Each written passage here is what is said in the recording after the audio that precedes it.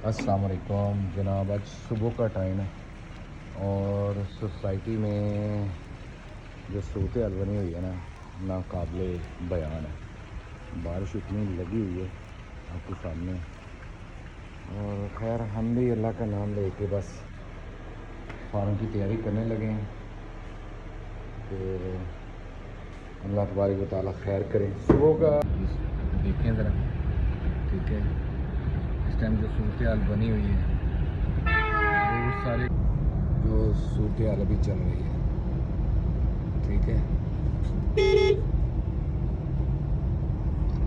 और ये एक मादा भी छोटा था, ठीक है।